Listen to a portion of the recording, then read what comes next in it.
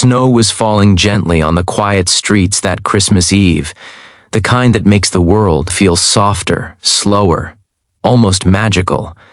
But for Ethan, a single dad holding his daughter's tiny mittened hand, magic felt far away.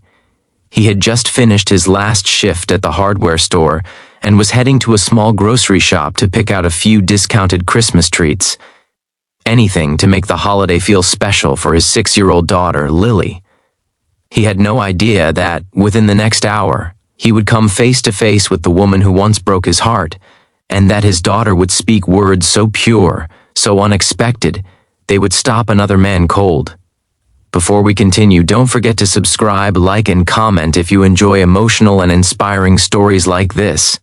Your support helps our family grow here on your channel. Name Ethan never complained about life, even when it got tough. Being a single dad wasn't something he planned, but it became the one thing that grounded him. He worked hard, budgeted everything, and put Lily first in all things. She was his joy, his reason, his whole world. And tonight, even though Christmas dinner would be simple, he was determined to make it a good one. The grocery store was warm and bright compared to the cold air outside. Christmas songs played softly, and customers rushed around grabbing last-minute items. Ethan picked up a small ham, half-priced, and smiled as Lily hugged it like it was treasure. "Daddy, can we get hot cocoa too?" she whispered. He hesitated for a moment, checking the price, doing quiet calculations the way single parents do. Then he nodded. "Yeah, sweetheart. It's Christmas." They walked toward the checkout lane, Lily humming a carol, when suddenly someone called his name. "Ethan?" He froze. The voice was familiar, too familiar. He turned slowly, and there she was, Maria, the woman he had once imagined spending forever with, the woman who left him when life got hard, when money got tight, when Ethan needed support the most. They hadn't spoken in almost 4 years. Standing beside her was a tall, confident man in an expensive coat, her fiancé apparently. Ethan could tell with one glance that life had treated her well since leaving him. Maria looked surprised, almost nervous. "Wow, it's been a long time." Ethan nodded politely. "Yeah, Merry Christmas." Her fiancé extended a hand. "I'm Jason." Ethan shook it out of courtesy, even though the whole situation made his stomach twist. He didn't want drama. He didn't want to relive old wounds. He just wanted to buy groceries and go home. But Lily peeked out from behind him with her big brown eyes, smiling the way kids do when they don't understand adult history. "Hi, I'm Lily." Maria's face softened instantly. She looked at Lily the way someone looks at a memory they didn't expect to feel. "She's beautiful," she whispered. Ethan cleared his throat. "Thanks, she's my world." Jason glanced at the ham and the few small items in Ethan's cart. Then he looked back at Ethan's worn jacket, the tired lines on his face, the way he kept adjusting prices in his head. Jason didn't say anything, but the judgment was right there. Maria, perhaps sensing the tension, forced a smile. "Well, it's really nice to see you. Maybe we'll—" But she stopped when Lily tugged on Ethan's sleeve. "Daddy," Lily whispered loudly, "is that the lady who made you sad?" The air froze. Maria's eyes widened. Jason turned sharply. Ethan's heart dropped. He knelt down quickly. "Lily, hey, remember what I told you? Grown-up things are complicated." But Lily shook her head with the pure honesty only a child could have. "You cried. A lot. You said someone hurt you, but you didn't want to say her name. But I heard it." Ethan felt like the ground would swallow him.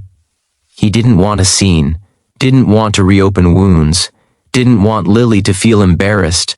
But then something unexpected happened. Maria stepped closer, tears forming. "Ethan, I never meant to hurt you like that." He didn't respond. He didn't know how to. And then Lily looked up at Maria with her sweet, innocent face and said something that made Jason freeze in place. "It's okay. Dad forgives people even when they don't say sorry." That's why he tells me to be kind no matter what. He said people hurt others when they're hurting too. Jason's expression shifted. His jaw tightened as if he was suddenly seeing Ethan in a different light, not as someone poor or struggling, but as someone good, someone strong, someone he himself wasn't sure he measured up to. Maria covered her mouth, tears spilling. Ethan stood there stunned. He didn't remember saying those exact words, but maybe he had. Maybe on one of those nights he thought Lily was asleep, when he tried to convince himself not to be bitter. Jason stepped forward slowly. "That's a good lesson," he said quietly. Lily smiled. "Daddy says kindness is free. You should give it every day." And then she did something that neither Maria nor Jason expected. She held out her tiny mitten-covered arms and hugged Maria. For a moment, Maria froze. Then she knelt, hugging Lily back with trembling hands. She whispered something into Lily's hair, something Ethan couldn't hear. When she stood up, she looked at Ethan with genuine emotion. "I'm sorry, truly. I was scared back then. I made the wrong choices." Ethan nodded slowly.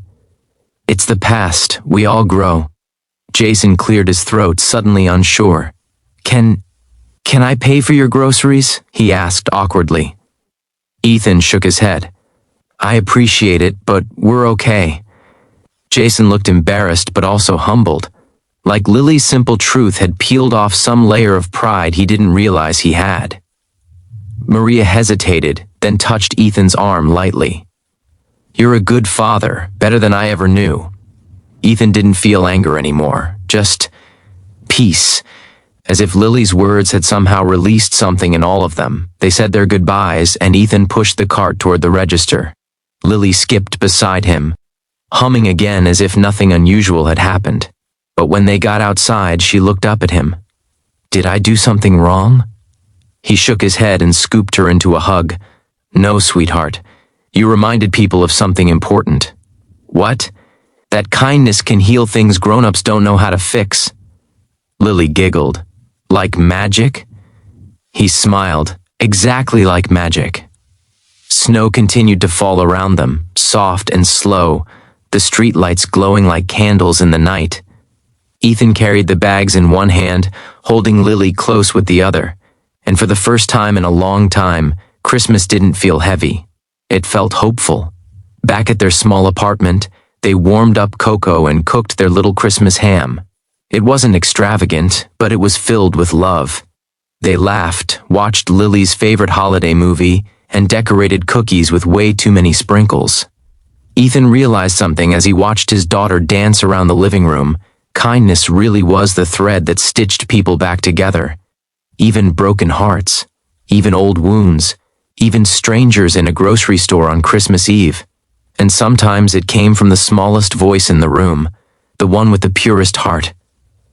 That night, as Lily fell asleep with cocoa still on her lips, Ethan felt something he hadn't felt in years: lightness, forgiveness, freedom. Christmas, he realized, wasn't about what you had, but what you gave. Kindness costs nothing, yet it changes everything. It softens pride, melts old pain, and reminds us that even in our hardest moments, we're all capable of goodness. And maybe that's the real magic of Christmas. So as you go about your day, remember Lily's words: kindness is free. You should give it every day. May you carry that light forward, and may it brighten someone's world when they need it most.